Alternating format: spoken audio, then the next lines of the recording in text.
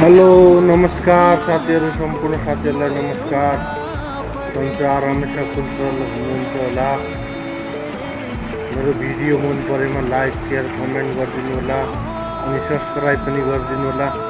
परदेशी जिन्दगी के गर्ने साथीहरू हो, यस्तै साउदीको खाडीबाट है त सिधै।